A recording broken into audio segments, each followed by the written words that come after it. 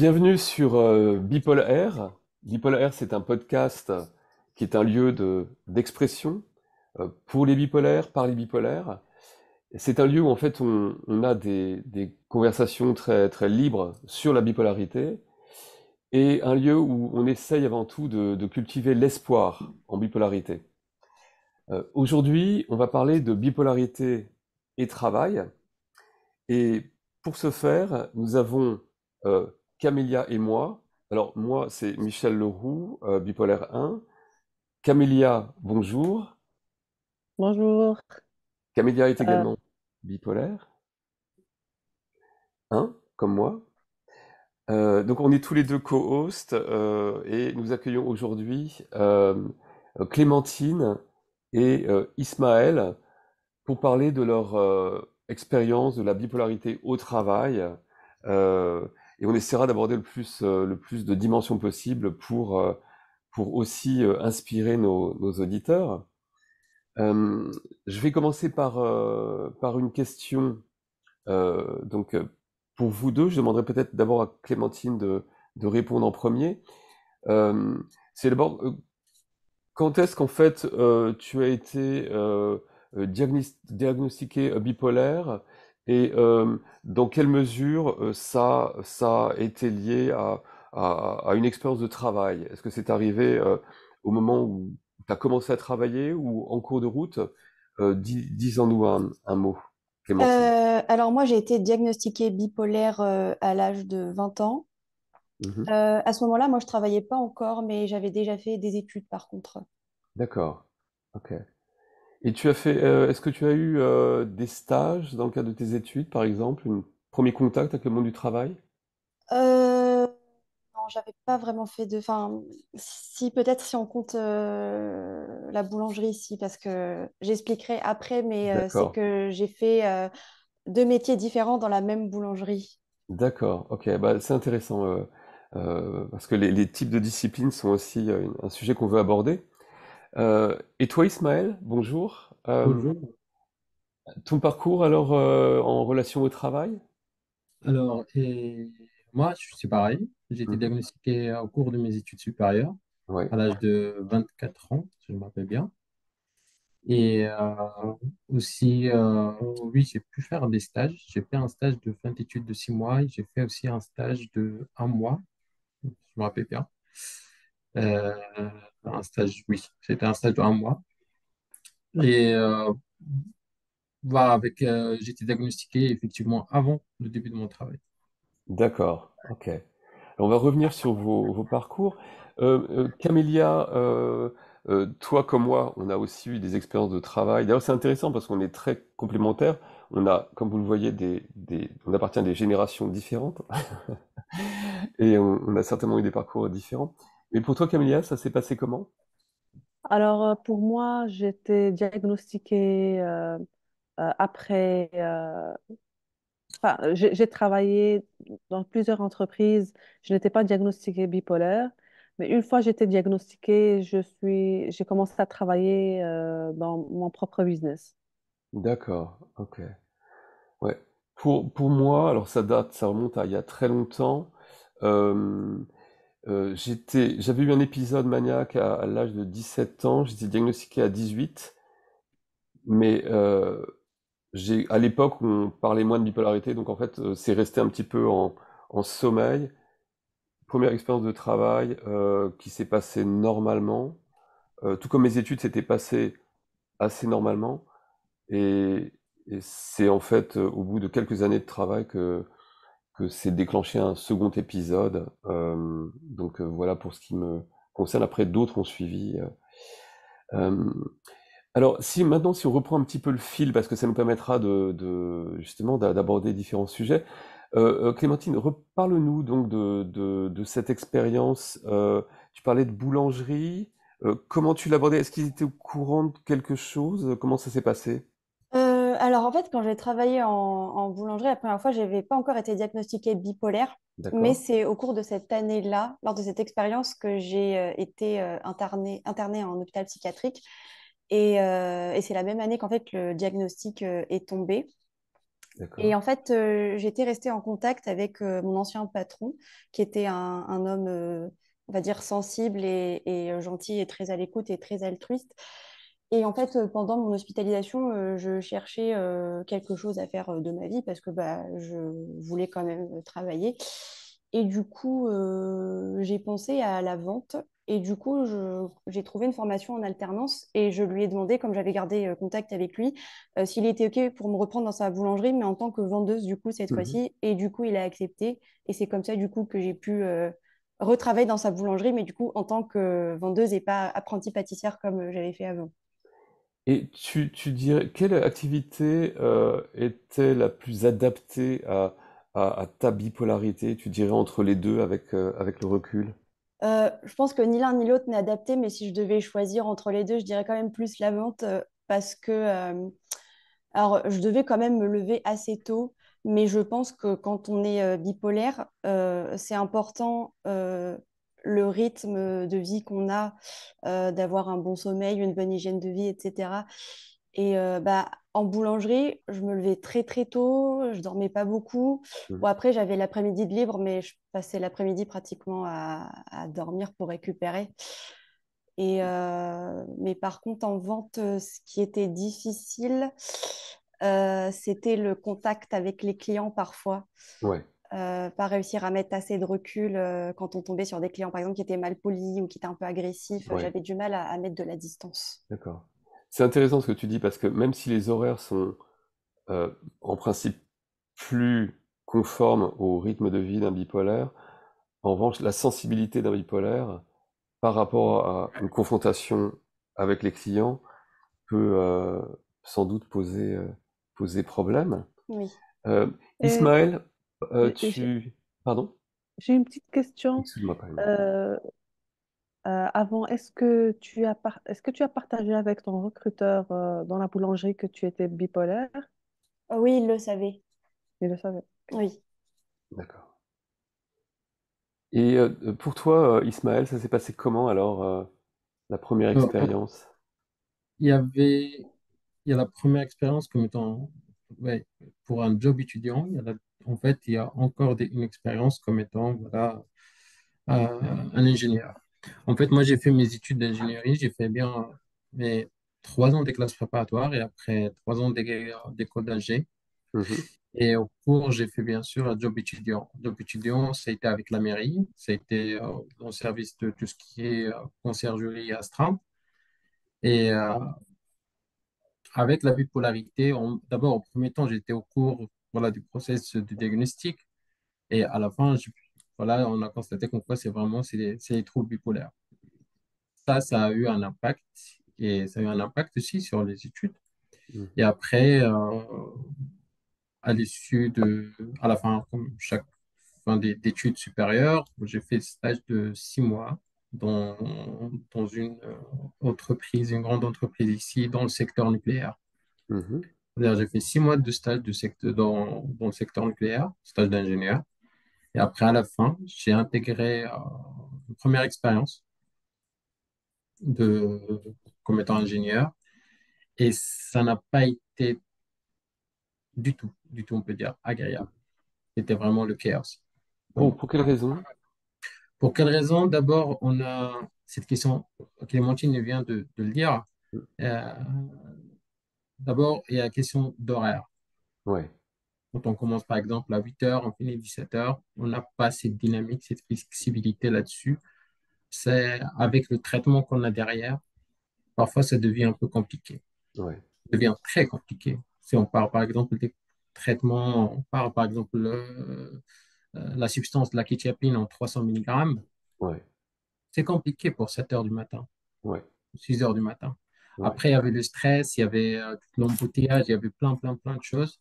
Et même le travail, c'est pas, à un certain moment, à force, on se projette pas dans ce travail. ouais. Et ça a un impact. C'est pour ça que c'était pas vraiment agréable. Après, j'ai intégré un deuxième, euh, un deuxième travail, très loin de là où j'étais, très loin. Et, mais ça se passe super bien pour le moment. Pourquoi? Parce qu'il y a vraiment cette autonomie, cette flexibilité, il y avait plus de responsabilités, plus de choses à savoir, plus de choses à comprendre. Et ça, c'était quelque chose que ça m'a attiré dans sur ce nouveau poste, Tout en Et, restant ingénieur. tout en restant ingénieur, effectivement. Ouais. et Ismaël, il y a eu un changement dans les médicaments dans ta deuxième expérience ou c'était la même chose? J'ai eu une bonne nouvelle il y a 2 semaines, 2 mois. On va commencer à réduire les médicaments. Quand on a déjà commencé par l'amygdale et on a réduit à 100 milligrammes, 200 milligrammes, bref, je suis sur 200. Et on a commencé là à enlever complètement la quetiapine de façon complète. On va rester sur le lithium et l'amygdale. Et c'est l'amygdale le deuxième, on va rester vraiment sur le lithium. Et je comprends vraiment bien d'où tu viens, parce que j'ai eu le même souci avec la kétiapine, c'est que c'est difficile de se réveiller le matin. Des fois, on dort 12 heures, 13 heures, donc c'est pour ça que dans mon cas, j'ai commencé à travailler en freelance sur Internet. C'est vrai que c'est difficile d'aller au travail, de se réveiller à 7 heures du matin avec la kétiapine, donc vraiment, tu es un courageux, tu es passé par là. Ouais. Et est-ce que, là, tout à l'heure, Clémentine parlait d'un patron qui était bienveillant par rapport à ta situation. Euh, euh, est-ce que, euh, est-ce que tu peux en dire un petit peu plus parce que ça pose la question très importante quand on est bipolaire, déjà, est-ce que il faut l'annoncer aux gens qui nous recrutent? Euh, Dans un monde idéal, il faudrait effectivement pouvoir le dire, le gérer, etc. J'entendais sur un podcast des gens qui disaient que à plusieurs reprises, ils avaient annoncé seulement à la fin de leur cursus qu'ils étaient bipolaires, mais pas en amont. Toi, Clémentine, tu l'avais donc annoncé d'emblée. Qu'est-ce que tu en penses de cette question? Il faut l'annoncer ou est-ce qu'on peut Je pas suis toujours? assez mitigée là-dessus. Je pense qu'on peut le dire, mais pas à tout le monde. Il faut faire attention. Ouais, Après, moi, à ce moment-là, j'avais pas encore la RQTH, la reconnaissance en tant que travailleur ouais, handicapé. ouais. Et je sais que j'ai un peu regretté parce que du coup, après la vente, moi, j'ai fait autre chose. J'ai fait une formation pour être AES, donc c'est accompagnant éducatif et social. Mhm, Et je me suis retrouvée à faire un stage dans un EHPAD. mhm, Et en fait, j'ai fait un travail là-bas en tant qu'aide-soignante parce que là-bas, AES et aide-soignante, c'est la même chose en fait à mhm, l'EHPAD, c'est le même travail. Et en fait, lors de ce stage, j'ai pas dit comme quoi j'étais bipolaire ou que j'avais une RQTH. Enfin, je sais pas, j'ai pas osé en fait parce que bah, je connaissais pas vraiment les ouais, gens là-bas et je savais pas comment ça allait être pris. Et j'ai regretté à la fin de ne pas l'avoir dit parce qu'en fait, ils m'ont fait faire des horaires assez dramatiques. Je ouais, faisais du 48 heures par semaine. C'était horrible. Enfin, vraiment, ouais. je ne sais pas comment j'ai fait pour tenir. Mhm, Mais je pense que si à ce moment-là, j'avais fait valoir ma RQTH, peut-être il y aurait eu possibilité d'avoir un aménagement et j'aurais fait des horaires aménagés. Donc, je pense que c'est important de faire valoir nos droits, si on en a. Mais après, en soi, dire qu'on est bipolaire ou pas, on n'est pas obligé en soi de mhm, spécifier parce que on peut avoir une RQTH pour tout et n'importe quoi. Donc, ouais. En tout cas, c'est intéressant. euh, est-ce que vous avez le sentiment que on peut être, je dirais, suffisamment général ou généraliste enfin, par le biais de la RQTH? Et quand tu dis, on peut pas toujours le dire à tout le monde d'emblée, en revanche, on peut le dire à certaines personnes. Euh, Est-ce que ça voudrait dire qu'on peut se confier peut-être à certains collègues euh, sans pour autant toujours pouvoir dire, même à une RH, qu'on est bipolaire, parce que ça dépend de la culture d'entreprise, ça dépend évidemment oui, du stigma, hmm. etc. Euh, pour toi, Ismaël, ça s'est passé comment sur ce plan-là, la communication avec les ressources humaines notamment? Non, les- pour tous mes boulots, pour tous les jobs pour tous les postes que j'ai occupés, non. Je l'ai gardé pour moi. Ouais, Je dis toujours de préférence non au premier temps. Ouais. Au premier temps, il faut toujours garder au moins après le premier entretien annuel. Ouais. Moi, je dis, Mm. l'idéal, c'est après le premier entretien annuel. Là, on peut parler parce qu'on va Ouais. parler d'un bilan annuel, Ouais. mais pas avant.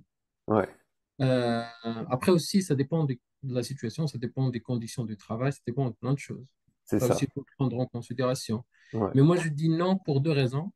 Première raison, c'est j'ai, il y a tous les bipolaires, tous les gens qui souffrent des troubles bipolaires, ils craignent ça. Et c'est en fait d'être préjugé, bien d'être Mm. stigmatisé, Ouais. d'être aussi valorisé en se basant sur notre trouble, Ouais. pas ce qu'on fait, pas ce qu'on produit nous-mêmes. Ouais. Ça de un. De deux, c'est la question entre nous, c'est entre moi et avec moi. Mm. C'est-à-dire, du moment que je vais dire ça aux autres, du moment que, même si que, d'abord, j'espère qu'on qu'on va le dire au RH, le RH, bien sûr, il est dans l'obligation d'informer le top management. Mm. Mm. Voilà, il est dans l'obligation. Ouais. Du coup, espérons que le top management ne va pas diffuser ou bien que voilà, la nouvelle ne va pas être diffusée dans l'entreprise. Alors là, ça rentre aussi à un autre point d'interrogation. On va se mettre en question et on va se dire, tiens, elle est informée, ils connaissent qu'on conçu bipolaire. Et parfois, si jamais une opportunité vient, même si nous, on n'est pas capable, et elles disent non, c'est pas à vous, donc là, on va se mettre en question. Ouais. Et je pense que ça, c'est très, très important parce que ça, je pense que ça va provoquer, ou bien ça va générer dans le futur, je parle d'un futur proche, Ouais. d'un syndrome d'imposteur. Ouais. On va tomber directement là-dessus. Ouais. On sera vraiment en train de travailler et travailler et travailler et pas satisfait par ce qu'on fait et ce qu'on travaille, sachant que nous, on fait les choses mieux que beaucoup de gens. Ouais. Donc, c'est pour ça, moi, je dis non. Au premier temps, non. Mm. Oui, si on est vraiment obligé, si on est arrivé vraiment dans une phase vraiment très critique, Ouais. on a vraiment du mal. Ouais. On a une posologie de médicaments qui est assez très élevée, on a plein de contraintes. Alors là, on peut parler, voilà, on peut discuter ça avec le recruteur. Mais au premier temps, moi, je préfère. euh, Parfois, j'ai l'impression que c'est comme ce que je préfère de ne pas me cacher derrière. Mm. Mm. Mm. Mm. Et moi, je suis un pack à Mm. prendre ou à laisser. Ouais. Et Oui, en fait, je vois. ah, vas-y, Camélia. Moi, je trouve que voilà, la question à poser, serait pourquoi on veut dire aux recruteurs qu'on est atteint de troubles bipolaires ou bien la reconnaissance en tant que handicapé. Donc, c'est ça la question. Des fois, les gens qui ont la bipolarité sont stables et ils n'ont pas vraiment besoin de partager ce genre d'informations avec le recruteur, donc ils n'ont pas vraiment de problème. Et pendant, il y a d'autres bipolaires qui ont aussi des problèmes de rapid cycling, c'est-à-dire qui ont des dépressions, des hypomanies, des manies assez souvent, et du coup, ils ont besoin d'aménager les horaires, ils ont besoin que, par exemple, dans le travail, ils les aident, les collègues les aident pour détecter les signes avant-coureurs. J'ai un ami, il était pas diagnostiqué bipolaire et dans son premier travail, il a eu sa première manie et du coup, il a perdu son travail, bien entendu. Après, il a eu une dépression et il a recontacté son recruteur et il lui a dit, voilà, c'est la première fois que j'étais diagnostiquée bipolaire et c'était un épisode maniaque de type 1. Et le recruteur lui a dit, OK, il n'y a pas de problème, vous pouvez revenir au travail, sauf que on va avoir un contrat que tu vas signer chaque année. Et ce contrat-là, il indique qu'il doit faire la thérapie une fois par semaine, qu'il doit prendre ses médicaments, qu'il doit voir son psychiatre. Et en même temps, le directeur, le recruteur, il va lui dire, voilà, par exemple, s'il est en hypomanie ou quoi, il va l'aider, il va lui dire, attention, vous êtes en hypomanie. Je trouve que ça, c'est un partenariat qui est vraiment magnifique Ouais. et rare en même temps. Ouais. est très souhaitable, hein, Très souhaitable. euh, moi, j'ai eu, en fait, alors, je comprends Ismaël et j'ai eu ma dernière expérience, mon dernier épisode important. euh, j'ai été recruté par une personne qui ne connaissait pas ma bipolarité. J'étais stable depuis un moment, donc je n'éprouvais pas le besoin de le dire. Et j'ai eu un épisode maniaque important. Et ce qui est intéressant, c'est que, un peu de la même façon qu'il est important pour nous d'être diagnostiqués pour savoir de quoi on souffre, c'est quand mon employeur a su ce qu'était la bipolarité, qu'il ne connaissait pas, parce qu'il me connaissait par ailleurs et qu'il m'estimait, il a fait toute cette démarche de comprendre et je dirais enfin, d'excuser aussi une partie des actes parce que j'étais allé quand même assez loin en manie, etc. Et il y a eu après, en tout cas, sinon un aménagement, il y a eu euh, j'ai pu recommencer en fait sur d'autres bases mon travail. Et je pense que si c'était que ce soit en amont ou après que ça se passe, en tout cas cette information, cette compréhension, euh, c'est ce vers quoi il faudrait arriver. Mais c'est vrai ce que tu dis, Camille, pourquoi on aurait toujours besoin directement de s'afficher comme, mais je pense que ça dépend aussi beaucoup des types de bipolarité dont on souffre. Est-ce qu'on a des grosses sinusoïdes? Est-ce qu'on est en cycle rapide? C'est plus ou moins visible, c'est ça le problème. Mais ce qui est gênant, c'est de mentir un peu par omission en quelque sorte, et que après coup, il faille rattraper en fait un peu ramasser les pots cassés. Euh, Clémentine, ça t'inspire quoi, cette partie-là de la question? Moi, en fait, à l'heure actuelle, je me considère plutôt stabilisée, Ouais, mais malgré tout, je sais que le trouble bipolaire, il est quand même là, hein. Les mm, médicaments atténuent le trouble. ouais, Et donc, je sais que si je devais rechercher du travail, je pense que même en étant stabilisée, je spécifierais quand même comme quoi j'ai une RQTH pour avoir au minimum un aménagement et éviter qu'on me fasse faire des horaires trop compliqués ou parce que je sais qu'il y a certaines choses qui peuvent déclencher des crises hypomanie, manie ou ouais, dépression, je ne sais pas. Donc, la sécurité avant tout. ouais. Camélia, tu évoquais le freelancing comme étant un moyen peut-être de maîtriser ses propres horaires. Est-ce que ça t'a réussi ou est-ce que ça induit aussi un peu des risques? Parce qu'on est quand même entrepreneur quand on est freelance d'une certaine façon. Donc c'est une autre forme d'incertitude et de pression. Comment est-ce que ça s'est passé pour toi? En fait, c'est vrai qu'il y a de l'incertitude et on ne sait pas si on aura assez de clients, mais c'est un autre mode de travail, c'est-à-dire il faut faire sa publicité, voilà. Et puis moi, quand je recevais mes commandes, je les travaillais j'avais 48 heures par commande, donc j'avais largement le temps. Une commande me prenait 15 minutes parce que euh, quand, quand j'étais diagnostiquée bipolaire, ma bipolarité était un petit peu difficile pour moi. J'avais pas une bonne concentration. Je pouvais pas travailler longtemps sur quelque chose. Euh, J'avais un cycle rapide, très rapide, ultra rapide. Et du coup, ce travail m'a beaucoup aidé parce que ça donne sens à ma vie. C'est-à-dire, je sens que que je fais quelque chose. Je ne suis pas juste là, allongée, à ne rien faire. Donc, pour moi, ça m'a aidé, ça m'a donné, ça a donné un sens à ma vie. Et en même temps, je travaillais, je discutais avec les clients parce que pendant cette période-là qui était vraiment très difficile, je discutais avec personne, j'étais toute seule. Donc, le fait de travailler avec des gens du monde entier, de se sentir utile, c'est très important. Et voilà, et surtout le travail ne prenait pas beaucoup de temps. Je faisais du design de livres D'accord. et le marketing de livres aussi. D'accord. Des choses qui te correspondaient, en fait, Oui, qui te plaisaient. Ouais. Ismaël, de ton côté, maintenant tu sembles dire que ça se passe plutôt bien. Est-ce que tu considères que tu fais des choses qui te plaisent?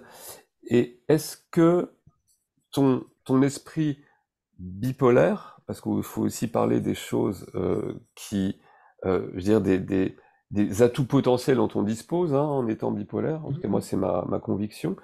Est-ce que ça, tu es bien dans ton travail euh, Alors, je peux dire que je suis bien dans mon travail parce que il y a tout un travail que je faisais avant pour gérer ma bipolarité. Je pense qu'Amélie, elle connaît bien ce qu'on ce qu'on fait, toutes les recherches, tout le savoir de notre maladie et vraiment faire le suivi ou bien de maîtriser le maximum possible le risque, on Ouais, peut dire.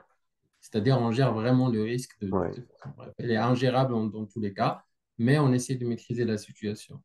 On essaye, j'ai toujours essayé de faire l'effort vraiment pour non pas de rester sur juste les médicaments, mais de partir au-delà des médicaments. C'est-à-dire faire du sport, avoir un exercice, régler vraiment mon sommeil. Ça, le ouais, sommeil, ça joue un rôle très, très important. ouais, Moi, j'ai jamais cru ça avant.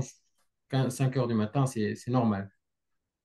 Le sommeil, ça joue un rôle très, très important. Le fait que je dois être ponctuel là, pour la prise des médicaments, le fait que je dois faire attention à ce que je mange, pas manger des protéines le soir, pas manger, essayer d'éviter les sucres et faire ça, faire ça, faire ça. Donc, ouais, ça aide. Et en fait, j'essaie vraiment de mettre en place, euh, ça se met en place automatiquement, spontanément. Je sais pas que vraiment au premier temps, oui, mais après, ça se met en place automatiquement même des rappels pour les médicaments, pour mon sommeil, d'essayer de maîtriser la qualité de mon sommeil et investir le mieux pour que dans mon bien-être, ouais. dans en fait, les activités sportives. Même si je ne suis pas motivé, j'essaie de trouver un moyen pour que je sois motivé. Tu y vas quand C'est, même. Hmm. Tu y vas quand même. Ouais, non, parfois, si j'y vais pas, je paye une séance de coach sportif privé et après, je suis obligé d'y aller. Donc, comme ça, voilà, j'essaie de faire ça aussi parfois. Donc, j'essaie vraiment d'investir. Je me suis dit, c'est pas grave, mais c'est mon bien-être. Et ça me permet vraiment de maîtriser. À la place, c'est-à-dire à la place d'être dans le curatif, on est dans le préventif C'est ça. et maîtriser, si on peut dire, des problèmes de façon préventive, c'est Ouais, plus facile à le maîtriser dans le stress, dans l'angoisse, dans l'anxiété, ouais, dans tout ce qu'on veut, ce qui est curatif en fait. d'accord. Et est-ce que ton activité, elle est, donc intellectuellement, je pense elle te mobilise suffisamment, mais est-ce qu'elle a suffisamment de sens? C'est-à-dire que tu vas avec plaisir au travail? Alors, j'y vais effectivement avec plaisir parce que le projet, là où je travaille, c'est quelque chose de très passionnant pour Mhm. moi.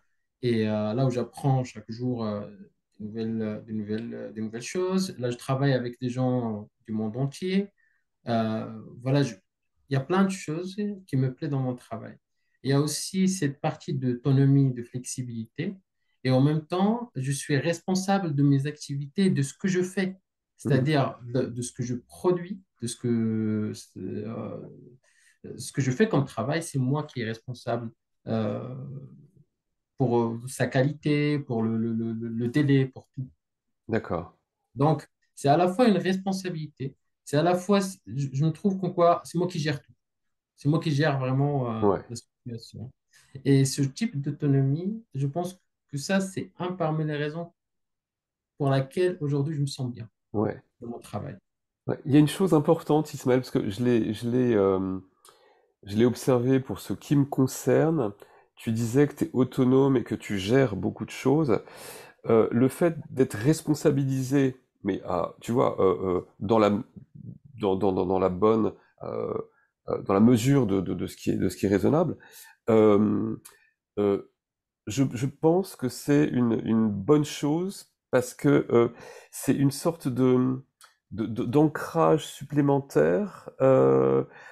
Je peux Euh, dire une liberté.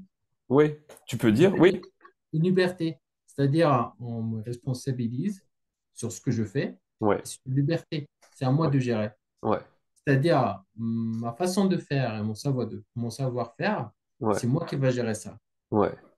ouais, mon savoir-être aussi. ouais, Du coup, moi, je sais bien quand est-ce que je vais faire telle et telle chose, quand est-ce que je peux aller voir cette personne. Si je me sens pas bien, je sais comme quoi je ne maîtrise pas bien le sujet, je hmm, prends mon temps et je priorise les tâches. Parfois, ouais, c'est un peu compliqué même comme ça, ouais, mais ça devient plus facile quand ça vient de nous ouais, ou quand ça ouais. vient ça vient de notre supérieur hiérarchique. D'ailleurs, ouais, Alors là, là, on est sous la pression, là, ça ouais, génère du stress et là, on est mal à l'aise. c'est ça.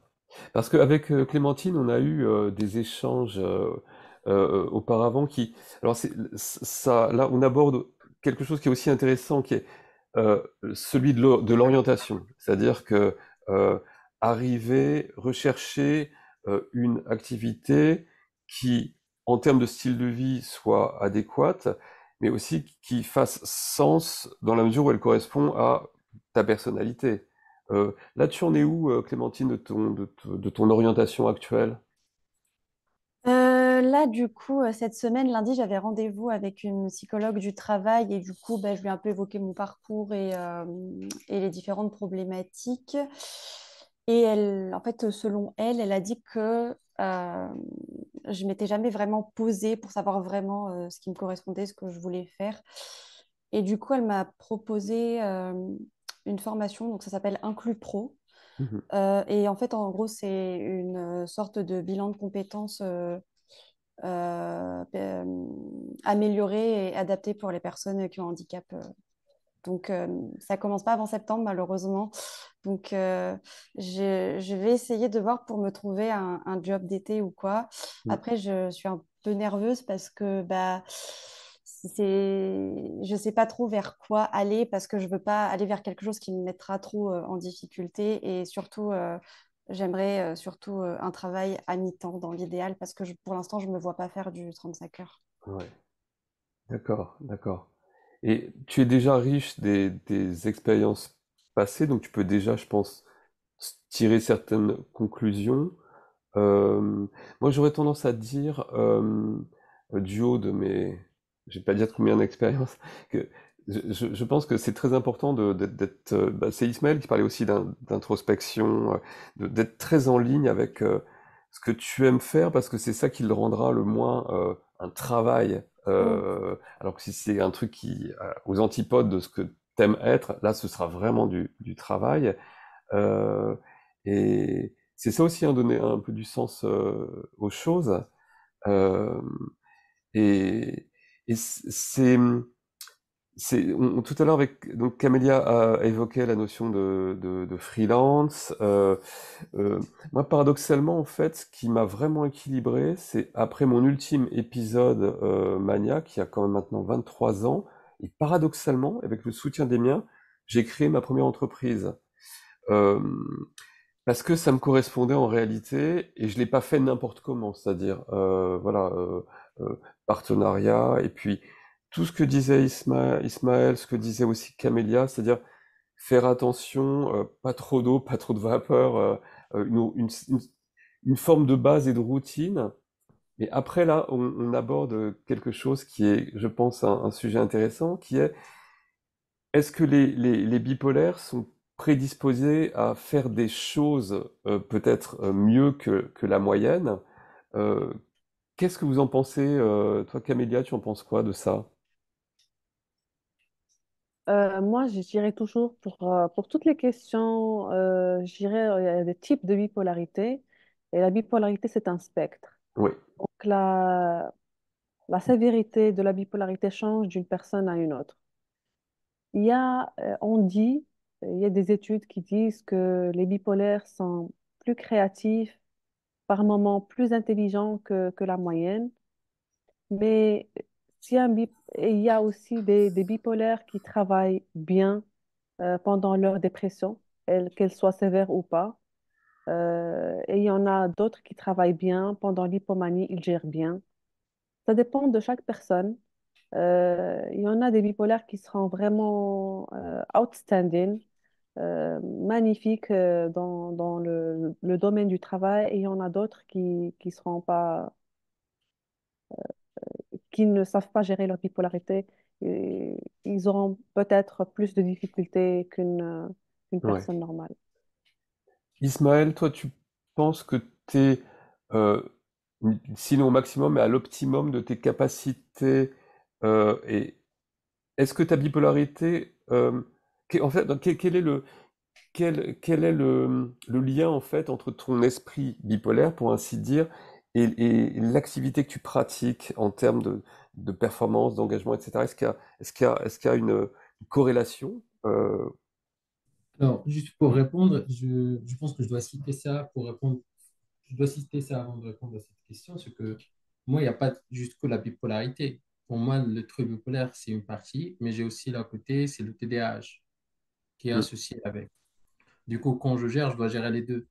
d'accord. C'est que c'est comme c'est que j'ai deux gamins, impossible à les gérer. Donc, du moment que je maîtrise l'autre, il y en a l'un qui sort, qui devient. Bref, revenons à notre question, c'est que est-ce que les bipolaires elles peuvent être euh, performants dans leur travail? Je dis oui et 100% oui. Sauf que un bipolaire, c'est quelqu'un qui a un cerveau atypique. Notre problème, pour toutes les gens qui ont bipolaire et les gens qui ont le TDAH, leur problème, c'est leur cerveau. Et leur solution, c'est leur cerveau. Ils ont leur problème, tout le problème, ça vient du cerveau.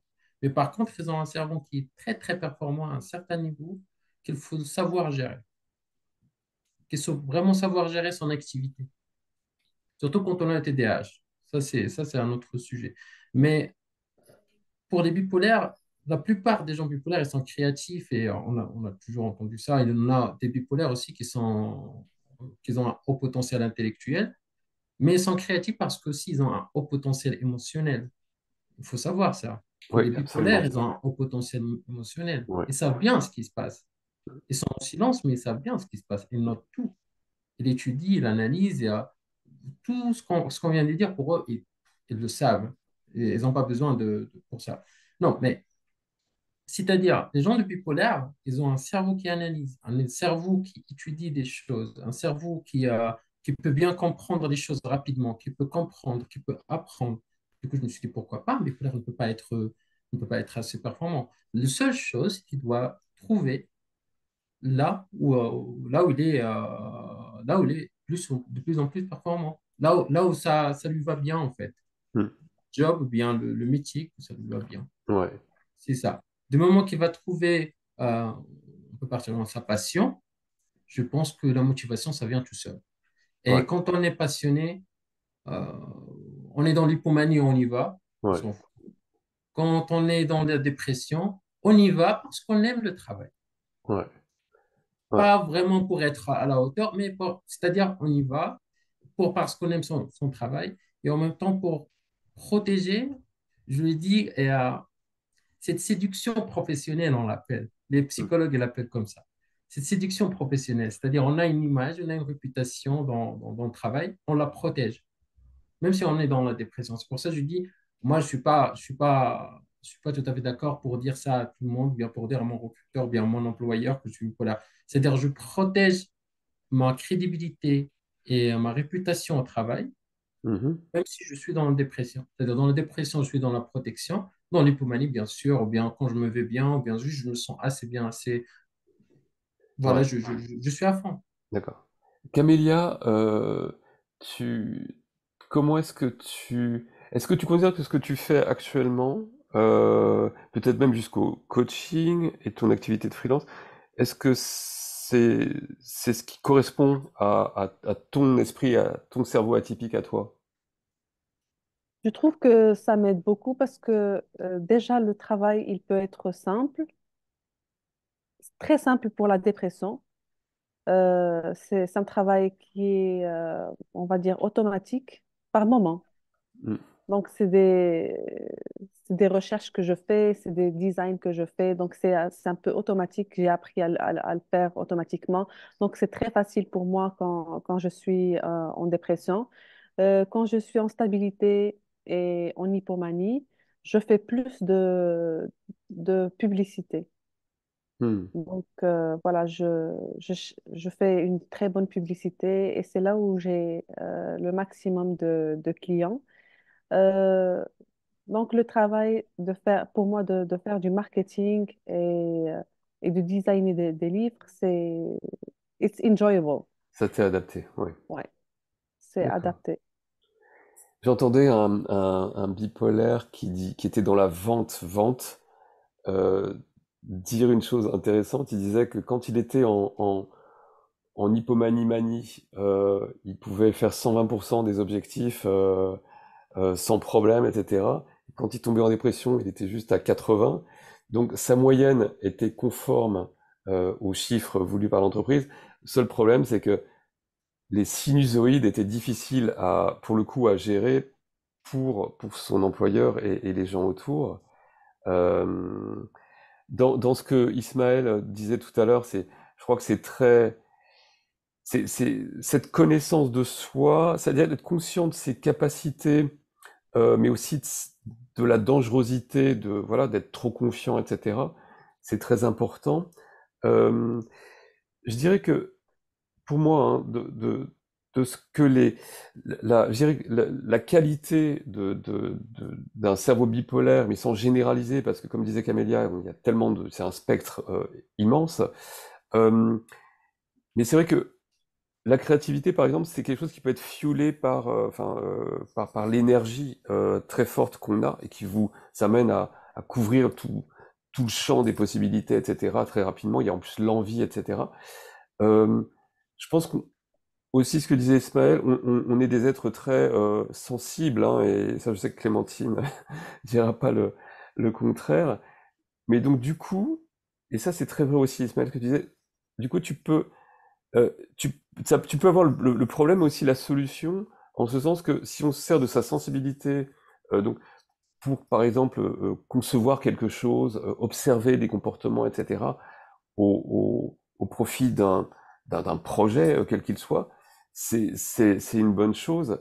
Moi, je suis devenu donc entrepreneur euh, après avoir une totale connaissance de ma bipolarité. J'ai aussi enseigné la créativité en université, euh, mais en disant toujours aux gens aux étudiants notamment, qu'il fallait toujours ménager son propre cadre. C'est important que nous on définisse notre cadre. C'est la définition de la liberté. On parlait de liberté avec Ismaël tout à l'heure. On définit son cadre, on connaît ses limites, etc. Et à l'intérieur de ça, on fait marcher son cerveau atypique. Et je pense que ça peut mener à de très belles choses. Euh, Clémentine, peut-être tu peux dire un mot sur justement ta sensibilité forte. Est-ce que tu l'exploites, même je dirais, peut-être pas encore sur un plan professionnel, mais est-ce qu'elle te sert pour, même artistiquement ou...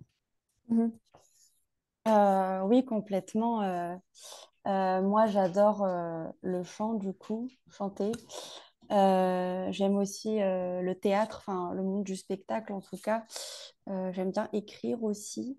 Ouais, Et c'est vrai que euh, ça me permet ça me permet d'évacuer certaines choses, de me libérer. Enfin, et surtout, je prends plaisir à le faire. ouais, Ça, je trouve que c'est hyper important. C'est des activités, en tout cas, que je garderai toujours, même si j'ai un travail, je continuerai de le faire. ouais. Des choses à emmener peut-être dans ta réflexion horizon septembre. Euh, Ouais, ouais. ouais. Parce qu'on avait, tu sais, on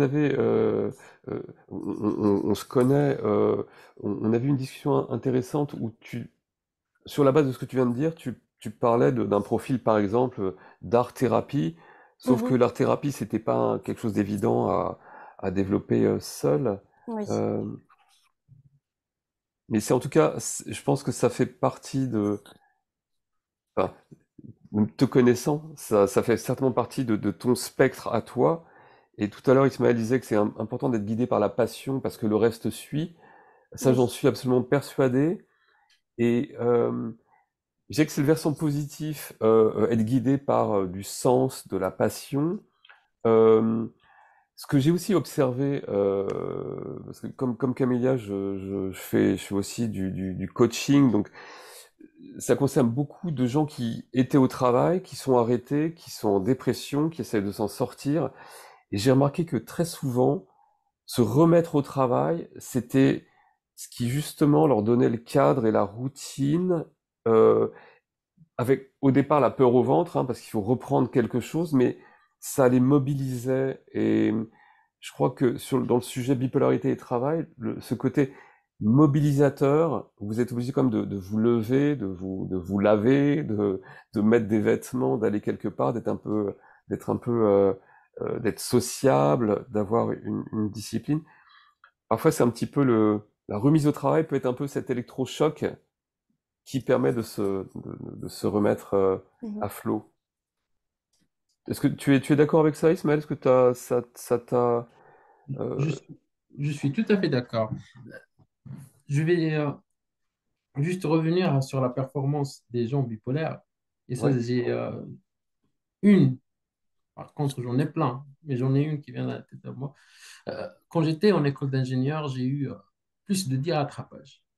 hmm, Je me suis dit, tiens, c'est bon, cette année, c'est mort. J'étais dépressif quand je les ai passés.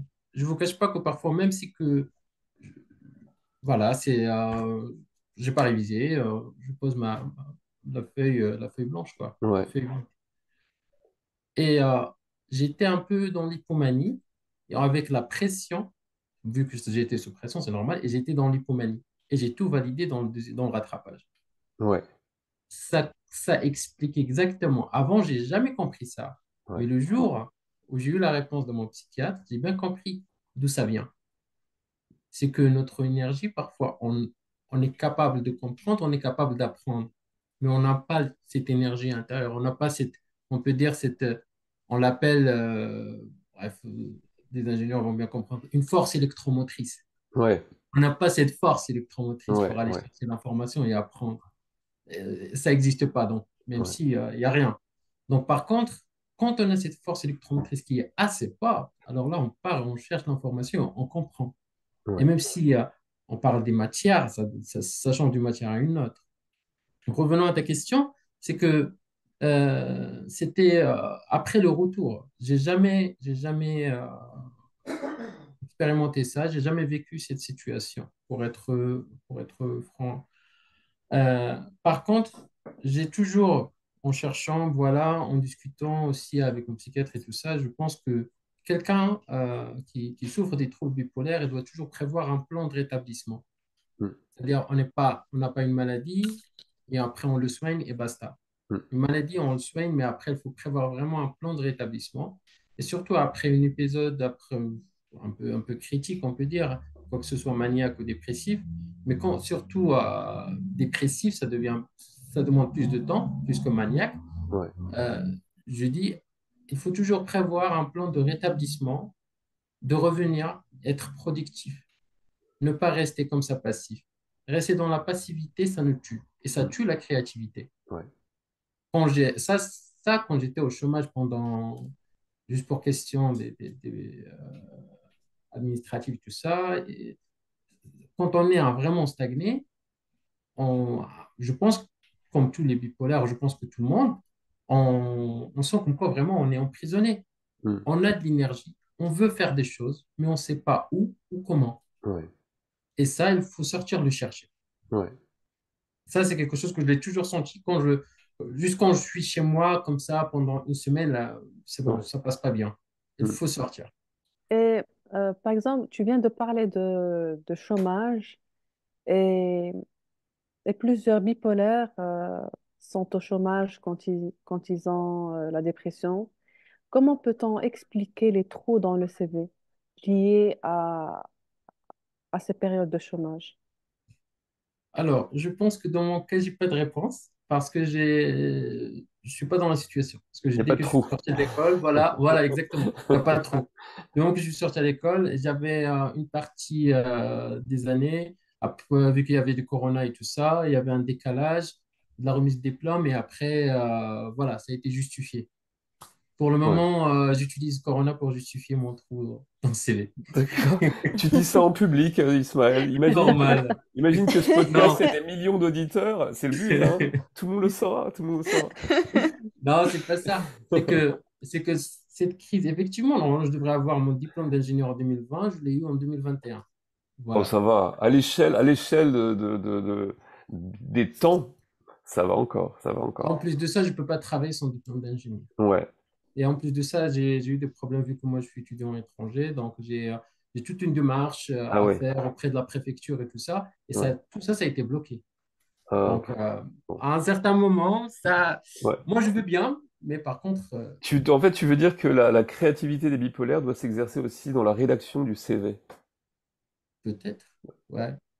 Ou bien dans les Clémentine? entretiens. Oui, non, ouais, c'est ça. Oui, oui, vaut mieux, vaut mieux. Toi, Clémentine, t'as eu à justifier des trous dans ton parcours ou pas? Pas vraiment, parce qu'en fait, même si j'ai pas réussi à finir les formations que j'ai effectuées, elles sont écrites quand même. Et Ouais, après, j'ai pas forcément les preuves du diplôme vu que ouais, je l'ai pas. Donc, en général, je dis que j'ai fait mon année, mais que ouais, j'ai pas eu le diplôme, quoi. ouais. Mais on est d'accord, Camélia, on est d'accord que euh, disons que une évolution vers moins de stigmatisation, davantage d'informations comme on l'a vu, euh, euh, devrait nous permettre à terme de pouvoir dire, bon bah ok, là j'ai été en dépression ou j'ai eu cette hospitalisation, etc. Et sans que ça nous nuise, on n'y est pas, loin de là, hein, c'est évident. Donc on fait un peu ce que tu disais, Clémentine, c'est euh, bah, le dire à certaines personnes, pas à d'autres. Je pense que c'est très important au niveau d'un entretien d'embauche de sentir à qui on a affaire. Ismaël disait, faut attendre un an peut-être pour vraiment annoncer, afficher la couleur, une fois qu'on est peut-être plus en période d'essai, etc. Je pense que nous, on est un peu obligés d'avancer à pas compter, de façon réfléchie, dans le contexte actuel en tout cas. Mais j'espère vraiment qu'un jour, euh, au niveau des ressources humaines, ils seront vraiment capables d'appréhender justement les différentes pathologies, et pas seulement les bipolaires, mais les autistes, les borderline, etc., pour, euh, et là je vois ce que disait Ismaël, tirer le meilleur, c'est-à-dire qu'on ne soit pas dans une sorte de mensonge par omission, ou des choses un petit peu floues, ou alors appliquer des horaires standards, mais que on tire le meilleur en réalité des personnes et de leur cerveau atypique, Je dis juste un truc, bien sûr. c'est que les RH, en fait, pourquoi je dis non, il ne faut pas leur dire. Parce que le RH, rarement qu'on trouvera, bref, je dis que c'est rare, rarement qu'on trouvera un RH qui sait déjà de quoi il s'agit. Mm. Du moment du premier entretien d'embauche ou bien même après, rarement qu'on le voit. Du moment qu'il va bientôt entendre comme quoi la bipolarité, c'est un handicap, du coup, on est classé avec tous les autres handicaps. C'est vrai. Donc, du moment que les gens ne sont pas assez conscients, ils sont pas très instruits là-dessus, on peut dire ça, sur, euh, sur la personne qui est devant eux, Ouais, je pense que non. Je pense que aussi au groupe polaire, à faire preuve de leur savoir-faire et de leurs compétences. Il ouais, faut avoir ce temps, il faut avoir cette opportunité. c'est Quand ça. on dit ça dès le premier temps, on tue cette opportunité. On est Ouais, déjà classé. ouais, Je parle du moment actuel. ouais, ouais. Du moment qu'on le dit, on est déjà classé. Mm. Donc, il faut vraiment attendre, prendre le temps. Moi, je dis un an, je suis optimiste. Je peux dire Mm. 2 ans, 3 ans. Mm. Je Mm. peux dire jamais. Parce que après un an, après l'entretien annuel, ça sera avec le RH. Le RH, il ne sait pas ce que je fais. Il Mm. faut déjà communiquer. Et après, pour renégocier l'augmentation. Mm. C'est le discours, ce process, en fait. Ouais, Donc, d'accord. donc on sait bien on sait bien le process, on sait bien comment les choses sont faites. Il faut attendre. Il ne faut pas jouer cette carte dès le début. Je pense que c'est pas la bonne méthode. Pas dans le contexte actuel, même si euh, on essaiera toujours, ne serait-ce que par le biais de ce genre d'échange, par exemple, essayer de sensibiliser des gens qui bah, auront en tout cas un petit fond de compréhension sur ce qu'est la pathologie. Euh, mais comme tu le dis, Ismaël, c'est vrai que c'est à nous de gérer notre situation, de la prendre en charge et de rester un peu en contrôle de ce qu'on en fait, de ce qu'on diffuse. Euh, Camélia, tu en penses quoi de ça? Moi, je pense qu'il faut casser cette stigmatisation et puis parler de la bipolarité comme parler d'un rhume. Parce que si on fait pas, si on n'en parle pas, ben là, ça va pas changer, tout simplement. C'est à nous de changer cette situation. Et il faut savoir avec qui parler de la maladie, du trouble bipolaire quand on est prêt. C'est-à-dire peut-être après 1 an, après 3 ans, après 4 ans. Ouais, Euh, mais le faire est important, non pas seulement pour nous, mais aussi pour les générations qui vont à venir, ouais, parce qu'on casse cette stigmatisation de la maladie. Et c'est intéressant aussi pour le recruteur de voir qu'une personne bipolaire travaille bien et n'a pas de problème. Donc, ça aussi, ça change de l'image de la bipolarité qu'on a dans les faits divers, dans bien les sûr. journaux et la télé. Donc, ça change. Ouais. Voilà. Bah, ça me paraît une très bonne conclusion parce qu'on arrive à la fin du podcast. Je dirais simplement que peut-être une belle façon de casser le stigma, c'est de produire des idées ou des projets ou des objets euh, qui voilà, illustrent la qualité, l'ouverture euh, de, de, au sein de nos cerveaux atypiques. Donc je vais vous remercier beaucoup pour votre participation, Clémentine et Ismaël, Camélia, évidemment. Je Et dis juste un dernier truc, si ouais, tu me ouais, vas-y, permets. vas-y. C'est que, en fait, parce que ça, c'est vraiment dans le domaine du travail, le bipolaire, au premier temps, il doit faire preuve de ses compétences et de quoi il est capable. Après, Mhm, il aura son respect. Il va mhm. gagner du respect.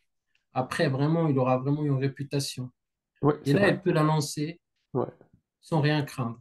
ouais, ouais, C'est ouais. ça ce que je dis. Bah, ouais. Moi, ça m'a sauvé deux fois ce que tu viens de dire. C'est d'avoir été bon sans que les gens me mettent une étiquette et qu'au moment où j'ai eu un problème, parce que il y a des promotions qui étaient assez, enfin, je dirais, pressante, hein, oppressante. Euh, Ça s'est déclenché, mais j'avais tout le capital de précédent, de cette réputation dont tu parles, donc c'est un bon conseil. Ouais, et effectivement, je lui dis, il y avait un psychiatre qui me l'avait dit un jour. C'est mon premier, je pense, ou bien mon deuxième psychiatre que j'ai eu. Il a dit, là où il y a du bien, il y a du mal. Ça, on le connaît. Mais là où il y a du mal, il y a du bien aussi. Absolument. Et dans la bipolarité, c'est vrai, il y a du mal, mais il y a plein de choses qui sont du bien et on ne les voit pas. Ouais. Ben, c'est à nous de les faire fleurir, les fleurs du Oui, mal. exactement. Ok, bah, je vous remercie beaucoup. Et puis bah, on se dit au prochain podcast Bipole Air, qui aura peut-être trait à la diététique, hein. On viendra vers vous là-dessus. Ok? Merci Avec beaucoup. plaisir. Merci. Merci. Au revoir. Merci. Au Au revoir. Au revoir. revoir.